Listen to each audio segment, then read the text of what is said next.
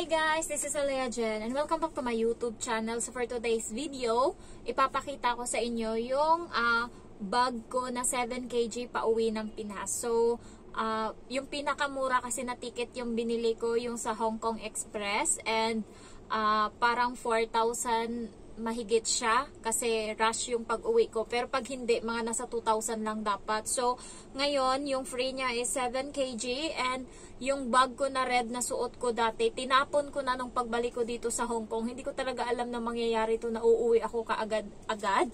So, pagdating ko dito, yung bag ko na Under Armour na umaabot minsan ng 20 kilo yung laman nun, tinapon ko na siya. Tapos, rush yung pag-uwi ko, hindi ko alam, namatay yung papa ko, Martes, and Biyernes ng gabi alis na ako, so wala na akong time bumili ng bag. Kinausap ko yung amo ko kung meron silang bag na hindi na ginagamit, luma na ganyan, kasi lalagyan ko lang ng damit ko or gamit ko pa uwi ng Pinas. So, sabi ng amo kong babae, yung amo ko daw lalaki meron, so hinalungkat namin, and ito yung nakita namin doon. Ito na bag, yung Gregory. Ayan. So, ayan siya. Ito yung bag na sabi nila, bigay na lang daw nila sa akin. Pero kasi magbe-break ako ng contract. So, hindi ko tatanggapin to. Bale, gagamitin ko lang siya ngayon. Tapos lalabhan ko uli. Tapos, ibabalik or iiwan ko na lang dito sa room ko pag aalis na ako papunta ng Pinas. So, hindi ko siya tatanggapin. Kailangan ko lang talaga ngayon. Pero maganda siya as in. Sa amo ko tong lalaki. And then, ipapakita ko sa inyo yung ilalagay ko. Ayan. Yung magiging laman nito is, eto guys, puno na siya. Dapat, wala pa to sa kalahati yung laman niya. Pero dahil, nag-ipon kasi ako nito kasi pang pabox ko sana. Tapos, ayan, bali 3 ganito. Nilagay ko dito yung iba. Ayan, bali 2 pack yung nandito. And then, eto, yung sa DS Grocery, masarap to or ano to, popular siya sa Pinas na pinapangpasalubong nila. Ayan, itong Tobo 1 sa 360 ba? Or DS Grocery ko to nabili. At 360 ata. Tapos ito, yung kaninang pinakita ko sa inyo na ito, yung sobra niya is ito yon. And then ito guys, etong blue, ayan. Bigayan ng amo ko sa akin nung pumunta sila ng Vietnam, isang pack yan. So, pinagkasya ko sila dito para hindi na maraming bulky sa bag. So, eto na siya. Magugulat yung amo ko ba't inuwi ko. And the next is, lagay ko siya dito sa bag. Next is etong chocolate na 3-100, yung sa DS Grocery. Ayan, so bumili din ako. 3 yan.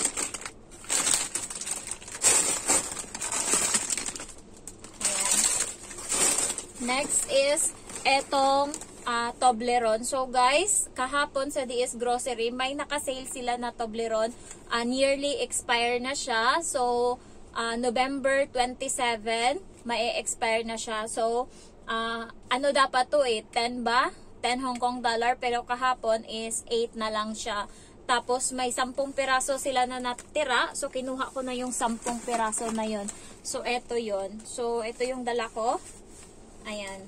And then, bumili din ako ng sandal ng mama ko nung nakaraan. Kasi nag-ikot-ikot ako and nakita ko tong brand na Tiva. Ayan. So, ang ganda nito. And yung mama ko kasi naawa ako. Yung Adidas ko na sandal, siya yung gumagamit kapag umaalis na ako papunta na ng Hong Kong, ganyan. Siya yung gumagamit pang lakad niya. So, ito, mas deserve niya to. Ayan, ang ganda nito. May ganito yung amo kong, yung matanda, yung parents ng amo kong babae. So, nagdala din ako ng bag. Ayan, kasi ang technique ko kasi guys, para may mga madala din akong damit, magpapatong-patong ako ngayon ng damit. Pag alis dito, siguro yung sa pangbaba ko, palda na mahaba, and then isang pantalon, tapos dalawang short. So, ganun yung patong ko sa taas naman, siguro mga 2 bra. And then, inner. And then, jacket. Tapos, may extra pa akong jacket. Ganun ako pag aalis para kahit papano may damit ako na dala. Kasi 7 kg lang to. So, eto lahat, ayan, is, susuotin ko to sa sarili ko. Ayan, ito lahat sa sarili ko to. Ayan. Bali, yan yung magiging bit-bit ng katawan ko. And ito, damit ng mama ko, damit ng ano, tas ito, damit ng kuya ko. Ayan, tas ito, damit ng mama ko. Ano to eh, pull-in bear. Nakita ko siya, may tatak pa siya. Ayan, so kinuha ko na. Ang ganda nito. Ayan. Tapos, so far guys, ayan lang yung laman ng damit ko. And then, yung kasi hindi siya magkasya dito sa ito. So, and then nandito lahat ng documents ko. Bali, yung maliit, ay yung malaki is pangbigay ko sa mama ko kasi parang walang ganto doon. So, dadalhin ko siya para lagyan niya na ng mga documents. Pero ito talaga, nandito yung passport ko, yung visa ko, tapos yung kontrata ko. So, ito talaga yung gamit ko. And then yung wallet ko. Tapos may sobra pa ako na pera nung nakaraan na Philippine money. So, meron pa akong 550 ata dito. And then, yan, dinala ko na sila. So, nakakatipid ako kasi buraot ako pagdating doon sa airport. Hindi ako sumasakay ng taxi. Ano lang ako, jeep lang ako kapag aalis ako, pupunta ako ng Baclaran or ganon. Gamay ko kasi yung Maynila, kaya alam ko yung pasikot-sikot. Tapos, pagkalilipat lang naman ako ng terminal, halimbawa, Terminal 1 to Terminal 2, baka hindi nyo alam, hindi ako sumasakay ng taxi or nagpapahatid ng taxi or nagagrab. Lumalabas ako sa labas ng airport, merong shuttle bus doon or maliit lang siya na bus.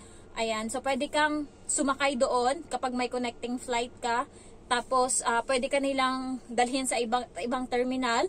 Ayan, so free yun. And then, nung nakaraan, wala akong ganun. Hindi ko kasi alam na yung AirAsia is Terminal 2. So, napunta ako ng Terminal 3. So, pagdating ko doon, hindi ako pinapasok kasi nga Terminal 3. So, hindi ko pa talaga, first time ko yun, yung AirAsia. So, sabi sa akin, bumaba daw ako, napin ko daw yung shuttle bus. Pagdating doon, nanapan ako ngayon ng connecting flight na ticket. Sabi ko, wala ako kasi galing ako sa bahay, naligaw lang ako, hindi dapat dito yung punta ko, dapat doon sa Terminal 1. Sabi niya, ay, alam mo ba, hindi mo ba alam na bawal yan? Hindi ka pwedeng sumakay na galing ka sa inyo, ganyan, dapat connecting flight lang yung sumasakay. So ako na magaling ako makipagbulahan sa ganyan, sinabi ko, please naman, ngayon lang, sige na, kasi malilate na din ako sa flight, ganun, please. Tapos yung driver, sabi nung babae na nag-a-assist, tanong mo dyan sa driver kung pwede, kuya, sige na please. Sabi, kailangan makisuyo ka lang kapag na wala kang ibang ticket na connecting flight. Tapos sabi ng sige na, sakay ka na. Tapos sabi ng babae, sunod ha, wag nang tignan mo yung ticket mo. Sabi ko, opo. Pero pagbaba ko, binigyan ko yung driver ng 100. So nagpasalamat siya kasi hindi niya in-expect yun. Thank you na din kasi kapag yung taxi yung managa sa'yo, 500 yung singil nun kapag galing Terminal 3 tas punta kang Terminal 1, so mahal ng singil nila. So ito ticket, tapos sunglass ko, ayan, and then meron lang ako ditong essentials, charis. So yung lip balm, and then yung bago ng kating ko guys, kulay purple, ang ganda niya. And then, lip tint, lipstick, tapos yung Bath and Body Works na hand cream, tapos BL sa mukha ko. So far, yun lang yung meron ako dito. And dadagdagan ko pa ito mamaya. Kikiluhin ko muna kung kailangan kasi hindi lumagpas ng 7 kg. So, ayun guys, thank you pala sa lahat ng mga nagpaabot ng pakikiramay. So maraming salamat sa inyo. Nakita ko yung mga comment nyo guys, hindi ko lang talaga kayo ma-replyan kasi sobrang busy ko ngayon. Ang dami kong ginagawa, tsaka ayoko din na humawak ng cellphone kasi napapaiyak ako kapag nakikita ko. Ginagawa kong busy yung sarili ko. Alam nyo ba na natutulog na lang ako ngayon ng 3 hours kasi ang dami kong ginagawa. So, binibisi ko talaga yung oras ko para na kapag paghiga ko, tulog agad. So, minsan kasi napapaisip pa ako lalo pag ngayon, maisip ko na uuwi ako. Kung dati, pag uwi ko, may nag-aantay sa akin na papang, siya kasi yung unang, nandyan agad, sumusundo siya yung unang tao na kukuha ng damit, ng bag ko, ganyan, cake, kung ano man yung dala ko. Ngayon, wala nang ganun.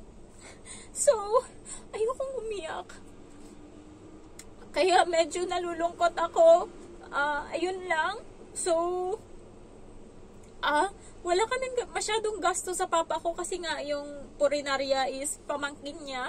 So, libre yung ano niya, yung kabaong tsaka yung pagbalsamo sa kanya. Pero sabi ko, bigyan na lang ng kahit 5,000 yung nagbalsamo para na lang din sa ano nila kasi kinuha pa nila sa bahay.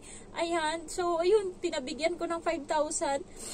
Tapos, ayun lang, medyo masakit talaga. Pero siguro tatanggapin na din, 75 na din kasi yung papa ko. Pero grabe. Ay, gusto ko pa siyang makasama. Gusto ko pa na, alam mo yun, na hindi na kami nahihirapan sa pera, na kaya niyang kainin lahat. Nakain naman na niya kasi naka 2 years na din naman na ako dito mahigit. Pero gusto ko na maraming beses pa niyang kainin. Maraming beses pa siyang masarap yung pagkain niya. Tapos gusto ko maraming taon pa siya natitira sa bahay na pinangarap niya. Kaso wala na eh. So, ayun lang. Salamat sa inyo Salamat sa lahat-lahat. So, hindi ko lang alam kung makakapag-vlog pa ako kung nandun na. Try ko lang Pero, ayun. Thank you sa inyo and see you kung may mga video ako. I love you all guys.